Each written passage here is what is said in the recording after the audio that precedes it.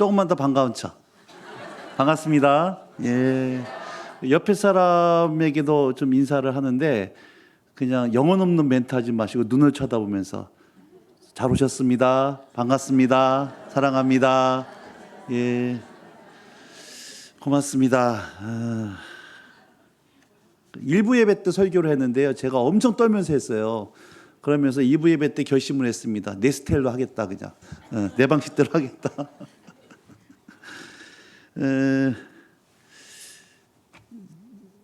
제가 강원도에서 살 때 저희 큰아들이 4살 때였는데요.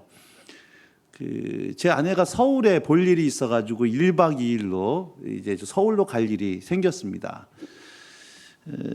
근데 문제는 이제 아들을 제가 데리고 갈 수가 없었어요. 그래서 아들이 놀고 있는 사이에 제 아내는 차를 끌고 몰래 이제 서울로 갔고 아들은 이제 엄마가 간 줄도 모르고 정신없이 놀았습니다. 문제는 이제 저녁이었어요. 분명히 엄마가 있어야 되는데 엄마가 없는 거예요. 그래서 이 녀석이 엄마가 없으니까 분위기가 이상합니다. 그래도 제가 있었고 또 함께하는 스태프들이 있었기 때문에 잘 놀았습니다. 잘 지나갔어요. 문제는 엄마가 없다 보니까 잠을 못 이루는 겁니다. 12시까지 잠을 못 자는 거예요. 그러다가 칭얼칭얼 대다가 잠이 들었습니다. 일찍 자는 녀석이 밤 12시나 잠이 들었으니까 저는 생각에 분명히 한낮에나 일어나겠다 싶은 생각을 가지고 있었는데 웬걸 새벽 5시가 되기도 전에요. 벌떡 일어나는 거예요. 그 다음에 막 대성통곡하기 시작하는 겁니다. 그래서 엄마 부르면서 엄마 내놓으라고, 엄마 어디 갔냐고. 너무 당황했어요. 그래서 일단은 우는 녀석 달래야겠다 싶어가지고 아들이 좋아하는, 평소에 잘 주지도 않은 그런 아들이 좋아하는 거 모든 걸 갖다 주기 시작했어요. 제발 울지 좀 말라고. 근데 이 녀석이 무려 1시간 동안이나 울어 제끼는 겁니다. 1시간이 지난 다음에야 비로소 울음을 그칠 수가 있었어요. 그걸 보면서 제가 좀 여러 가지 생각을 했습니다. 아들은 왜 그토록 그렇게 1시간 동안이나 잠도 안 자고 새벽이라서 울었을까? 그리고 그토록 좋아하는 것을 갖다 줬음에도 불구하고 아들은 왜 울음을 그치지 않았을까? 제 아들의 마음속에는요, 엄마만이 채울 수 있는 마음의 공간이 있더라고 하는 거예요. 이 엄마만이 채울 수 있는 마음의 공간이 채워지기 전까지는 그 아무리 좋아하는 것을 갖다 준다 하더라도 제 아들은 마음의 진정한 만족을 가질 수가 없었던 것이었습니다. 성경은 하나님이 저와 여러분들을, 사람을 창조했다라고 말씀해 주고 있죠. 그래서 우리는 하나님을 뭐라고 부르는 겁니까? 하나님 아버지라고 불러요. 이 아버지라고 하는 말은 존재의 근원이란 뜻입니다. 하나님이 우리를 창조하셨고 우리 존재의 근원이신 아버지이시기 때문에 우리에게는 하나님만이 채울 수 있는 그런 마음의 빈 공간이 있다라고 하는 거예요. 믿으십니까? 그래서 성경은 이것을 영원을 사모하는 마음이다라고 얘기해 주고 있습니다. 하나님만이 채울 수 있는 마음의 공간 안에 하나님이 채워주셔야지만 우리는 인생에 있어서 진정한 만족과 행복과 여러분 안정감을 가지고 살아갈 수 있다라고 하는 거예요. 거꾸로 하나님만이 채울 수 있는 마음의 공간이 비어있을 때 우리는 불안한 것이고 삶의 의미를 찾을 수가 없는 것이고 여러분 마치 미로와 같은 인생을 살아갈 수밖에 없다라고 하는 거예요. 안타까운 게 뭔지 아십니까? 이 죄로 인해서 하나님과의 관계가 끊어졌다고 하는 거예요. 마치 지금 꽃이 살아있는 것 같지만 뿌리가 끊어졌기 때문에 이건 반드시 시들게 돼 있어요. 죄로 인해서 하나님과의 관계가 끊어졌기 때문에 생명의 공급이 끊어지다 보니까 여러분 우리의 마음의 탱크는 늘 비어있을 수밖에 없다라고 하는 거예요. 마음의 탱크가 비어있으니까 어떤 일이 벌어집니까? 사람들은 본능적으로 비어있는 마음의 탱크를 채우려고 이것저것으로 채우기 시작하더라고 하는 거예요. 그런데 놀라운 사실은 그 무엇으로 채운다 할지라도 우리의 마음은 진정한 만족을 찾을 수가 없다라고 하는 것이 인생이 가지고 있는 최고의 문제다라고 하는 거예요. 그래서 저는 오늘 하나님이 채워야 될 공간을 하나님이 아닌 다른 것으로 채우려고 했던 한 명의 여인을 소개해 드리고 싶습니다. 오늘 본문 말씀 요한복음 4장 6절에서 7절을 함께 읽도록 하겠습니다. 시작. 거기 또 야곱의 우물이 있더라. 예수께서 길 가시다가 피곤하여 우물 곁에 그대로 앉으시니 때가 6시쯤 되었더라. 사마리아 여자 한 사람이 물을 기르러 왔음에 예수께서 물을 좀 달라 하시니, 예수님께서 남쪽 예루살렘에 계시다가 북쪽 갈릴리로 지금 여행 중에 있으십니다. 근데 남쪽 예루살렘에서 북쪽 갈릴리로 가는 도중에 사마리아라고 하는 지역을 예수님이 통과하시게 됐어요. 그 사마리아 하는 지역에 특별히 수가라고 하는 마을에 당도하셨습니다. 그리고 한 우물 곁에 앉으셨어요. 성경은 이때 시간을 6시쯤 됐다라고 얘기해주고 있습니다. 성경에서의 6시는 한국의 시간으로 얘기하면은 낮 12시, 정오 12시를 말해주고 있습니다. 여러분 이스라엘 가보신 분, 또 중동에 가보신 분들은 알 거예요. 중동의 한낮의 12시, 여러분 얼마나 덥고 뜨거운지 모자를 쓰지 않고 걸어가기만 하더라도 100m만 가더라도 쓰러질 수밖에 없는, 적도 바로 아래에 있는 직사광선을 쐴 수밖에 없는 너무나도 더운 그 한낮이 바로 12시였습니다. 근데 이 한낮 12시에 한 여인이 혼자서 우물가로 물을 뜨러 왔다라고 하는 거예요. 이게 심상치 않은 장면입니다. 여러분 우물가라고 하는 것은 여인들의 사랑방이에요. 해가 뜨기 전이나 해가 진 후에 여인들이 물 들어와서 서로 정보를 나누고 교제하는 장소가 바로 여인들의 사랑방 우물가였습니다. 그런데 이런 우물가에 아무도 오지 않는, 다 집에서 쉬고 있을 그 정오의 한낮 땡볕 아래 여인 혼자서 물을 뜨러 왔다라고 하는 거예요. 그러면 왜 이 여인은 그 시간에 혼자서 물을 뜨러 왔을까 하는 거예요. 성경은 이 여인이 그 이유를 결혼을 6번 했기 때문이라고 얘기해 주고 있습니다. 여러분 결혼을 6번 했다. 지금도 이거는 드문 일이죠. 요즘은 뭐 이제 한두 번 그렇게 할 수는 있지만 결혼을 6번 했다라고 하는 것은 지금 시대에도 다시 한번 생각해 볼 수밖에 없는 상황인데, 2000년 전 중동이, 여기도 동양입니다. 여인이 6번을 결혼했다. 이거는 흔하지 않은 일이에요. 뉴스감입니다. 수많은 사람의 입에서 오르내리는 일이고 수근수근 하는 일이고, 도대체 저 여자는 어떤 여자이길래 6번 결혼할 수밖에 없냐. 많은 사람들이 이 빵에 오르내릴 수밖에 없는 환경이었다는 거예요. 여인이 이걸 알고 있습니다. 그러니까 어떤 일이 벌어지겠어요? 사람들은 연애 수둥거립니다. 부정한 여인이라고 얘기해요. 음란한 여인이라고 얘기합니다. 그 얘기를 듣고 있던 여인은 사람들과 관계가 끊어지기 시작하는 거예요. 사람들도 여인을 거절했지만 이 여인도 사람들을 거절하고 어느 누구와도 교제하지 않고 홀로 집에 앉아 있다가 사람들이 아무도 없는 그 중동의 한낮에 혼자 물을 뜨러 왔다라고 하는 겁니다. 그럼 여기서 중요한 질문을 좀 던져야 돼요. 그럼 왜 여인은 6번이나 결혼을 했을까 하는 거예요. 제 아내랑 이렇게 얘기를 좀 하다가 이런 얘기를 나눈 적이 있습니다. 제가 제 아내한테 여보 나 죽으면 다시 시집 갈 거냐고 물어본 적이 있어요. 그러니까 제 아내가 한마디 하더라고요. 한 놈도 지겨워 죽겠는데 어떻게 두 놈이나 같이 사냐고. 격하게 공감을 하시는 것 같은데, 여러분 결혼이라고 하는 거는요 그냥 취미 삼아 해보는 게 아니잖아요. 자기 전 인격과 인생을 걸고 인격과 인격이 만나는 것이 결혼 아닙니까? 그래서 결혼을 이렇게 표현을 해요. 종이 하나하고 종이에다가 풀을 잔뜩 바른 다음에 붙이고 그 다음에 그 위에다 다리미질한 것이 바로 결혼이다라고 얘기를 합니다. 이게 완전히 붙어있던 두 남녀가, 한 가정이 깨졌다고 하는 것은요, 이 붙였던 종이를 다시 띄는 것과 같다는 거예요. 여러분 정상적으로 원본대로 돌아갈까요? 다 찢어질까요? 찢어져요. 찢어집니다. 여러분 이러한 붙였다 떨어졌다 붙였다 떨어졌다 몇 번 했는가? 5번의 결혼이 깨어지고 6번째 남편과 살고 있다고 하는 거예요. 그러면 그렇게 살았던 이 여인의 마음은 도대체 어떠했을까 하는 거예요. 그러한 결혼을 한 번도 지겨워 죽겠는데 두 번째, 세 번, 네 번, 다섯 번, 여섯 번 이렇게 결혼을 할 수밖에 없었던 여인. 왜 그랬을까? 목말랐습니다. 행복해지고 싶었어요.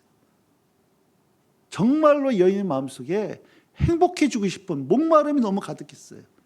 그리고 여인은 자신의 행복을, 자신의 목마름을 남편이 해결해 줄 수 있을 거라고 생각했던 겁니다. 그래서 사람들의 질시와 비난과 정죄에도 불구하고 행복하고 싶었기 때문에, 너무나 인생에 목이 말랐기 때문에 저 남자가, 이 결혼 생활이 나의 목말 해결할 수 있을 거라고 생각을 해서 결혼을 했는데, 첫 번째 남자도 아니에요. 두 번째 결혼 생활도 아니에요. 그리고 여섯 번째 왔던 겁니다.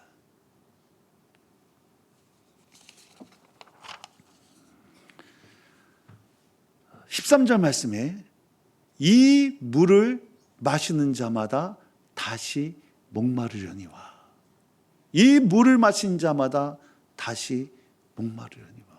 여인은 목이 말랐어요. 하나님 아닌 다른 것들로 자신의 마음의 빈 탱크를 채울 때 여러분 순간적인 만족은 있었습니다. 순간적인 해결을 되었어요. 그러나 그 해결이 끝난 다음에 시간이 지나니까 다시 목마르더라는 거예요. 왜 그렇습니까? 이유는 한 가지예요. 우리의 마음의 빈 탱크는 하나님만이 채울 수 있는 건데, 내 창조주이시고 내 아버지이신 하나님만이 채울 수 있는 마음의 공간을 다른 그 어떤 것으로 채우더라도 여러분 다시 목마를 수밖에 없다라고 하는 거예요. 오늘 제가 이 얘기를 다 하진 않겠습니다. 여러분, 예수님이 물 한 그릇 달라 그럽니다. 그 정오 12시에 우물 곁에 앉아서 물 들어온 여자에게 나한테 물 한 그릇 달라고 했던 이 대화에서 어디로 대화가 이어지느냐? 어디서 예배할 것인가라는 대화가 연결되어지는 것을 이제 보게 되어지는 거예요. 20절 말씀 보도록 하겠습니다. 같이 있습니다. 시작.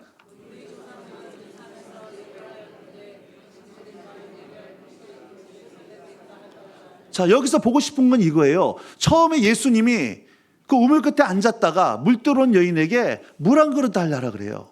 근데 여인하고 물 한 그릇 달라라고 티키타카 하면서 했던 대화가 나중에 뭘로 대화가 끝나냐면 어디서 예배할 것이냐로 하는 물 한 그릇이 예배의 문제로 대화가 이끌어가더란 얘기예요. 여러분, 왜 물 한 그릇에서 시작됐던 대화가 예배의 문제까지 이어지게 되어졌을까? 예배란 바로 우리의 목마름을 무엇으로 해결할 것인가에 대한 문제가 바로 예배이기 때문에 그렇습니다. 사람들은 자신의 목마름을 해결해 줄 수 있을 거라고 생각하는 것을 예배하게 돼 있어요. 있으면 좋고 없으면 할 수 없는 그것이 아니라, 이것이 없으면 내 인생에 행복이 없다, 이것이 없으면 내 인생에 의미가 없다, 이것이 내 인생을 진정으로 만족하고 행복해 해줄 수 있을 거라고 생각하는 것, 바로 그것을 사람들은 예배하기 시작하는 겁니다. 그런 의미에 있어 가지고요, 여러분, 인류 최대 예배자가 누군지 아십니까? 그것은 바로 제가 보기에는 셰익스피어가 지은 로미오와 줄리엣이에요. 로미오라고 하는 사람에 있어서 줄리엣이 없는 인생은 의미가 없었습니다. 줄리엣에 있어서 로미오가 없는 인생은 살아야 될 이유가 없었어요. 그 셰익스피어 4대 비극 중에 하나가 로미오와 줄리엣이잖아요. 로미오는 줄리엣이 죽었다고 생각하니까 스스로 목숨을 끊습니다. 그것을 보고 줄리엣도 스스로 목숨을 끊는 거예요. 왜? 상대방이 없는 그 인생은 살아야 될 이유를 찾지 못했기 때문이에요. 여러분, 이것이 바로 예배의 문제입니다. 그런 의미에서 오늘 여러분들은 뭘 예배하고 있습니까? 다른 말로 무엇으로 여러분들의 목마름을 해결하려고 노력하고 있느냐는 거예요. 어떤 사람은 돈을 예배합니다. 돈이 있으면 내 인생에 진정한 행복이 있을 거라 해서 돈을 예배하는 거예요. 어떤 사람은 인기를 예배합니다. 어떤 사람은 명예를 예배합니다. 어떤 사람은 자기 자식을 예배하는 거예요. 이 자식이 내 인생의 모든 것이죠. 자식의 모든 것이 올인하는 겁니다. 안타까운 것은 내 인생에 진정한 만족을 줄 수 있을 거라고 생각했던 바로 그것들이 사라져버리는 순간, 거기에 내 인생을 걸었던 우리 인생도 무너지게 되더라는 거예요.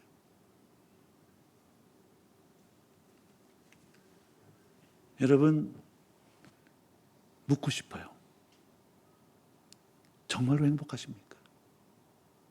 정말로 만족하십니까?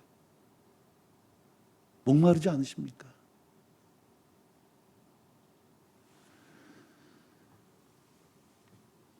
오늘 이 예수님과 여인과의 대화를 통해서 늘 목말랐던 인생의 목마름을 해결하려고 6번 기도했던 여인이 예수님을 만났습니다.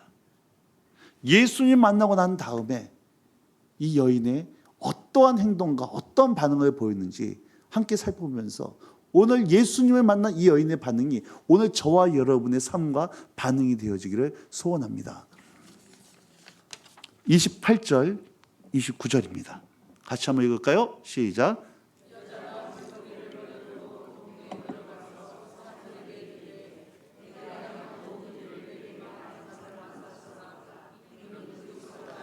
자, 보세요. 여자가 뭘 버려뒀어요?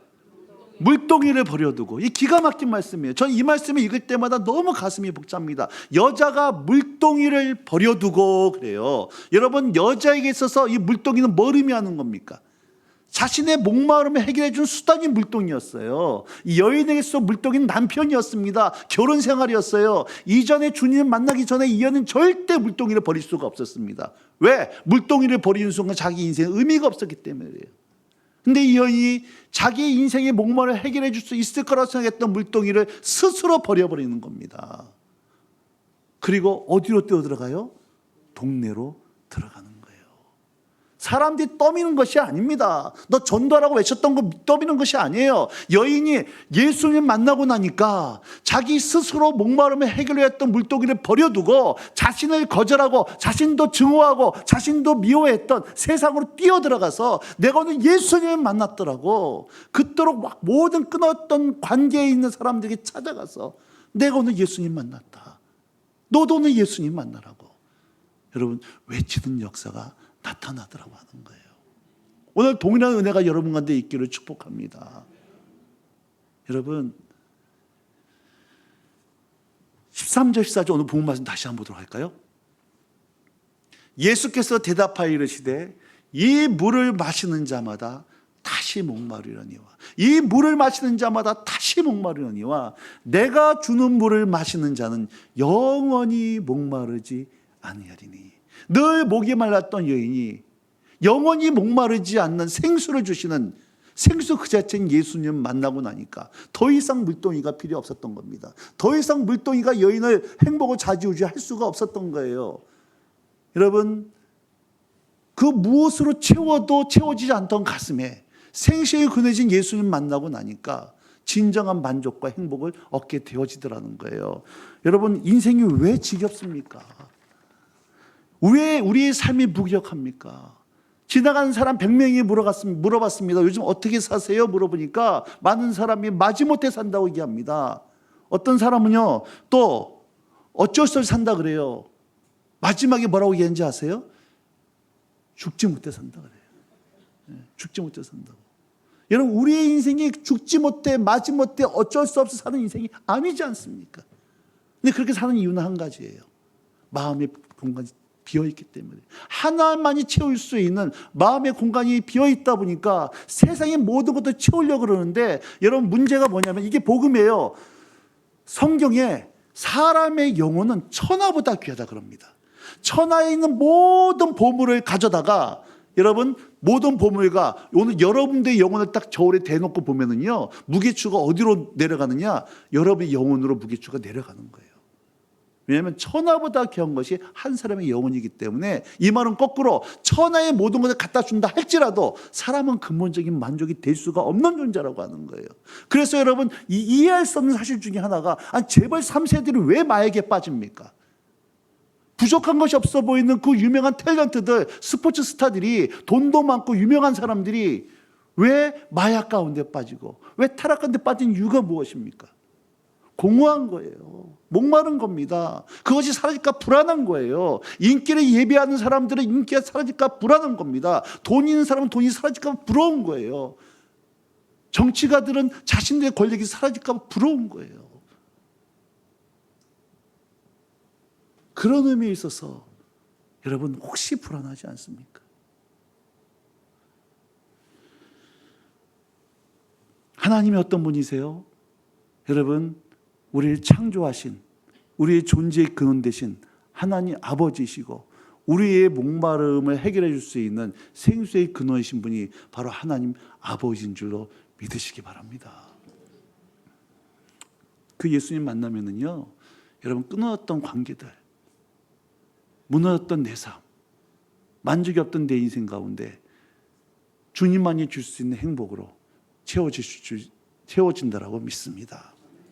오늘 마지막으로 창세기 1장 1절에서 5절까지를 보고 말씀을 마치도록 하겠습니다. 창세기 1장 1절에서 5절입니다. 다 같이 읽도록 하겠습니다. 시작.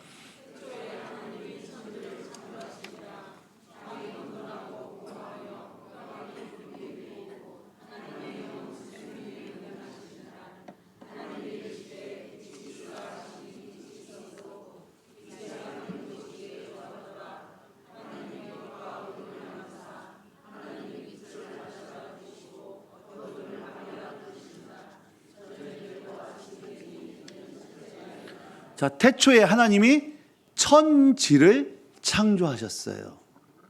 천지를 창조했을 때 땅의 상태가 어떠하냐? 혼돈하고 공허하고 흑암이 깊음이 있다라고 말씀해 주고 있습니다. 혹시 이미지 화면이 나올까요?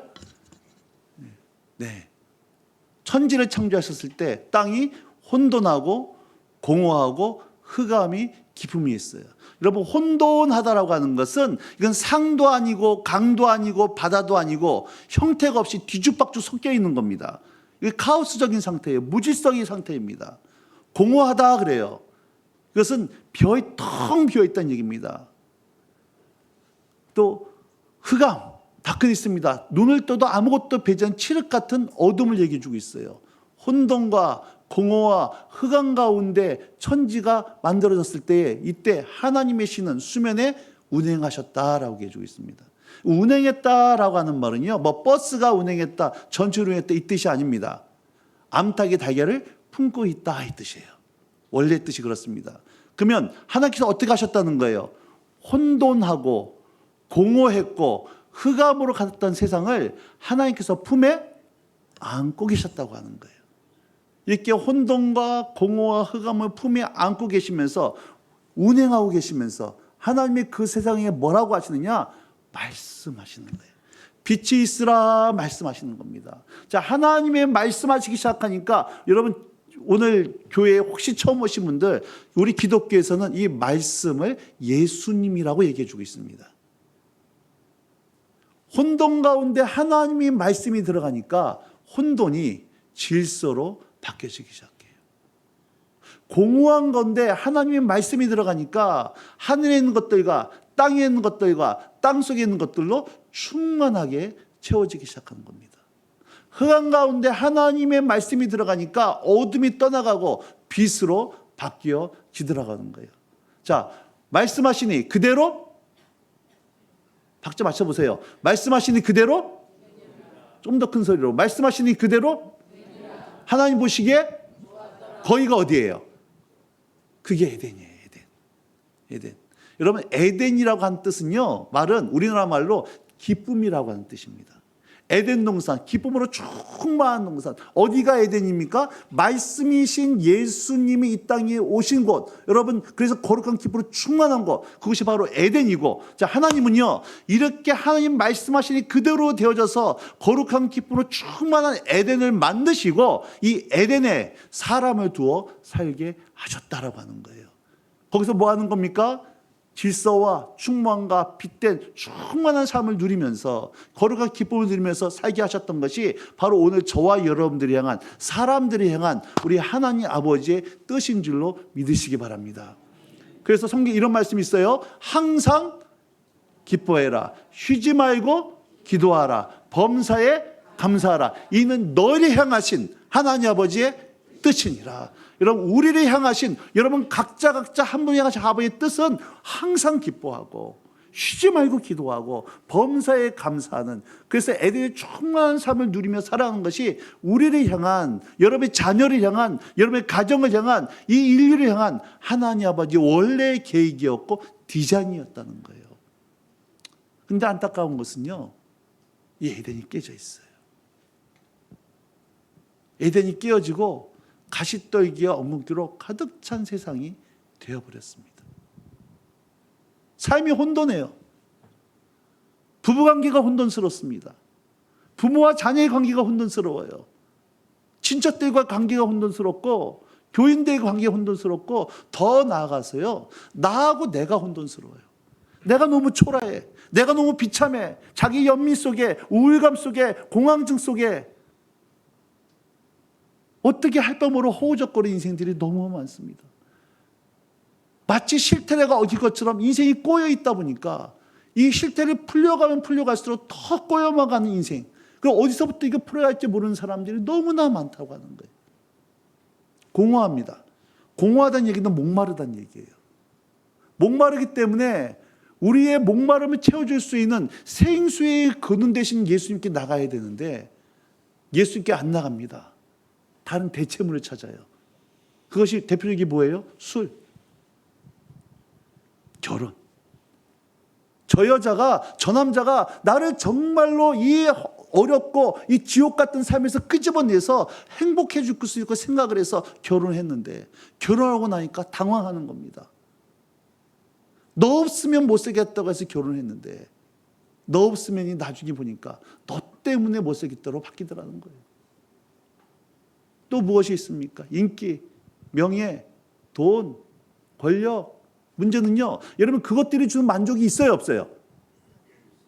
있잖아요. 예. 여러분 월 쓰다가 전세 하면 좋잖아요. 평생 월세 사실 거예요? 예. 전세다가 내 집 사면 좋잖아요. 순간적인 만족이 있습니다. 문제는요, 이게 영원하지 않아요.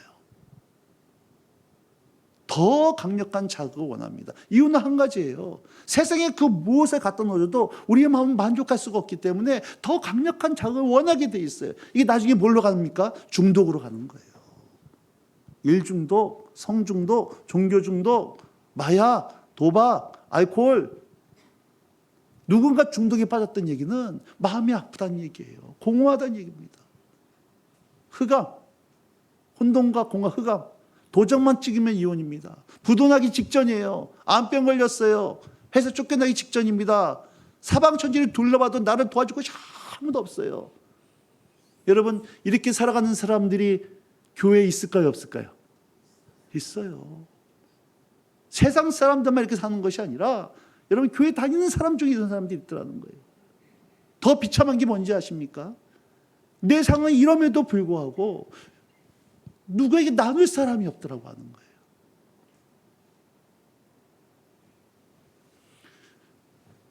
여러분, 세상 사람들이 하나님을 알지 못하는 사람들의 마음의 상태를, 삶의 상태를 하나님은 혼돈하다, 공허하다, 흑암이라고 표현해주고 있습니다. 근데 여러분 기억하시기 바랍니다. 비록 내 인생이, 내 가정이, 내 관계가, 내 직장이, 내 모든 살았던 삶이 혼돈과 공허와 흑암 안에 살았다 할지라도 기억하셔야 돼요. 하나님은 지금도 저와 여러분의 삶을 품에 안으시고 우리 삶 가운데 운행하고 계신 줄로 믿으시기 바랍니다. 그럼 우리를 품에 안으시고 하나님이신 예수님이 말씀하시는 거예요. 예수님이 찾아오시는 겁니다. 빛이 있으라 말씀하시기 시작하니까, 하나님의 음성이 들려지기 시작하니까 혼돈했던 내 삶 가운데 질서가 생기기 시작하는 겁니다. 그 무엇으로 채워줄 수 없었던 목말랐던 인생 가운데 생명과 기쁨으로 충만하게 채워지기 시작하는 거예요. 빛이 보이졌던 깜깜한 흑 같던 인생 가운데 빛이 비춰지면서 하나님이 그토록 우리 가운데 주고 싶으셨고 내가 그토록 누리고 싶었던 그 인생의 행복, 영원히 목마르지 않는 생수, 여러분 에덴의 삶이 회복되어져 가더라고 하는 거예요. 오늘 이 은혜가 있기를 축복합니다. 마지막으로 저희 가족 얘기만 하고 마치도록 하겠습니다. 저는 워낙 제가 하는 일이 좀 일반 직장은 틀리기 때문에요. 그 집에 잘 못 들어갑니다.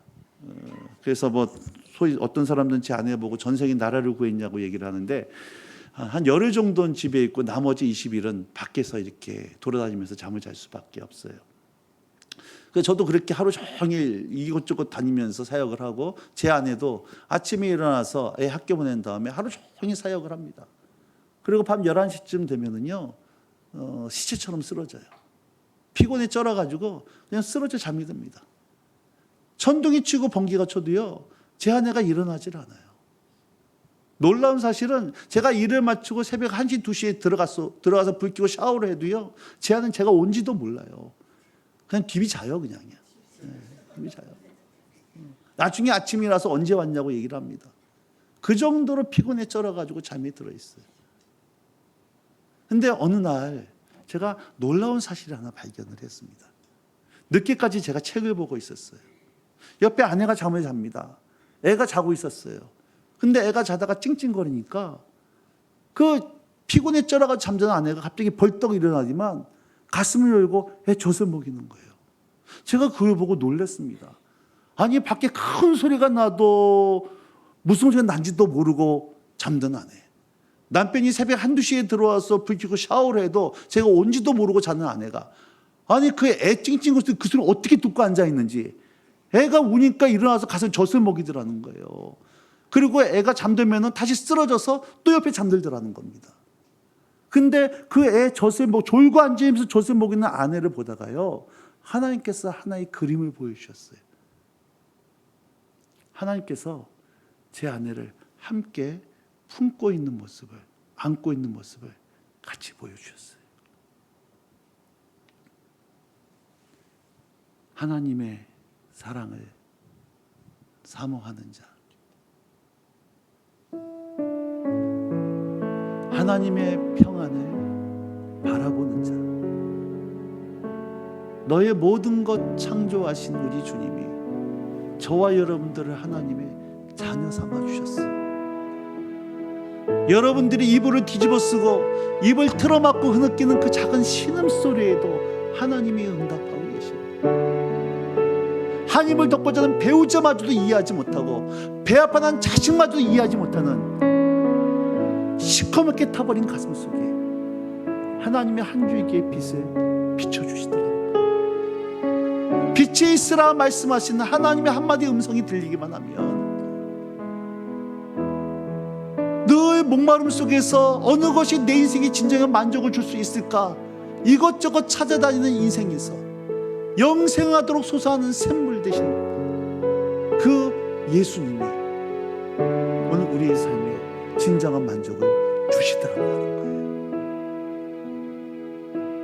거예요. 그리고 내가 그토록 누리고 싶었고 그토록 추구했으며 하나님이 그토록 주고 싶으셨던 그 에덴의 삶이 회복되어질 수 있는 줄로 믿으시기 바랍니다. 우리 같이 찬양 부르면서 주님 앞에 나가고 싶습니다.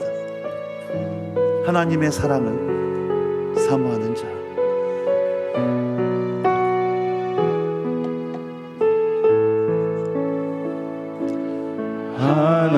하나님의 사랑을 사모하는 하나님의 평안을 바라보는 자, 하나님의 평안을 바라보는 자, 너의 모든 것 창조하신 우리 주님이, 것 창조하신 우리 주님이 너를 얼마나 사랑하시는지 하나님께 찬양과 경배하는 자, 하나님께 찬양과 하나님의 선하심을 닮아가는 자, 하나님의 선하심을 닮아가는 자, 너의 모든 것 창조하신 우리 주님이 너를 자녀 삼으셨네. 하나님 사랑의 눈으로, 하나님 사랑의 눈으로 너를 어느 때나 바라보시고 신디 음정 올려주세요. 하나님 인자한 귀로서 하나님 인자한 귀로서 언제나 신디 음정 올려주세요. 너에게 기울이시니 어두움에 밝은 빛을 비춰주시고 너의 작은 신음에도 너의 응답하시니 작은 신음에도 응답하시니 너는 어느 곳에 있든지 어느 곳에 있든지 주를 향하고 주만 바라보 하나님 사랑의 눈으로 여러분 믿음의 눈을 들어 하나님의 얼굴을 좀 바라보세요. 주님의 제체를 맡아보세요. 예수의 심령의 고동 소리를 들어보세요. 어느 때나 바라보시고 하나님 인자한 귀로서 하나님 인자한 귀로서 언제나 너에게 기울이시니 어둠에 밝은 빛을 비춰주시고 너의 작은 신음에도 응답하시니 너는 어느 곳에 있든지 주를 향하고 주만 바라볼지라. 여러분 아담과 하와가 범죄하자마자 제일 먼저 했던 것은 하나님의 피해 숨어 있었어요. 놀라운 사실이 뭔지 아세요? 예전에 그토록 사랑했던 하나님, 그토록 보고 싶었던 하나님, 그토록 그리웠던 하나님이 어느 순간부터 무섭고 두려운 분으로 바뀌어 있더라는 거예요. 아담은 자기의 수치를 가리려고 무화과나무로 치마해 입고 숨어 있습니다. 하나님이 그 아담을 찾아오시는 거예요. 그리고 아담을 부르시는 겁니다. 아담아, 네가 어디 있느냐? 아담아, 네가 어디에 있느냐? 아담아, 네가 어디에 있느냐? 하나님이 아담이 어디인지 몰라서 묻는 질문이 아니었어요. 너네 사랑하는 아들, 너네 사랑하는 딸, 너 그렇게 살아야 될 인생이 아닌데 왜 너의 부부관계는, 왜 너의 부모와 자녀의 관계는, 왜 너의 인생의 삶은 그토록 춥고 응달지고 상처받고 그 초란 가운데 왜 거기 살고 있느냐는 거예요. 오늘 이 아담을 부르신 하나님이 오늘 여러분의 이름을 부르고 계십니다. 너 어디 있냐는 거예요. 자기의 수치를 가리려고 무화과나무 치마해 입고 있던 아담. 오늘도 혹시 여러분들도 오늘 이 자리에 이 아담처럼 여러분들이 만들어 놓은 무화과나무 옷을 치마해 입고 안 그런 척하면서 공허한 웃음 가운데 여러분의 혼돈과 공허 흑암을 포장하고 숨기고 계시지는 않으십니까? 하나님이 말씀하세요. 벌거벗고 나와라. 있는 모습 그대로 두 손 들고 너 내 앞에 나오면은 목마른 너의 인생, 그 무엇으로 채우려고 채우려도 채우지 않았던 너의 빈 가슴에 내가 에덴으로 기쁨으로 행복으로 채워줄게. 하나님 아버지, 오늘 거룩한 주일 이후 초청잔치에 반주 해석해 주세요. 있는 모습으로 찾아온, 두 손 들고 찾아온, 벌거벗고 찾아오는 한 분 한 분들을 맞아주시고 말씀해 주시고 영생하도록 솟아나는 다시는 목마르는 샘물로 채워 주시옵소서. 그렇게 되길 소원하십니까? 그렇게 되기를 원하십니까? 그렇다고 하면 이 시간 여러분 크게 기도하지 않아도 상관없습니다. 오늘 교회 처음 오신 분들 기도 못해도 상관없어요. 그냥 한마디라도, 하나님 나 정말 행복하고 싶어, 나 목마르고 싶지 않아요. 에덴의 삶을 주님께서 의도하셨다면 나 그 삶 누리고 싶어요. 아니 나 좀 도와주세요. 정직하게 주님 앞에 입술로 고백하면서 주님 앞에 은혜를 구하며 나가도록 하시겠습니다. 함께 기도하십시다. 살아계신 아버지 고맙습니다. 이 시간 찾아와 주십시오. 한 분 한 분 찾아와 주십시오.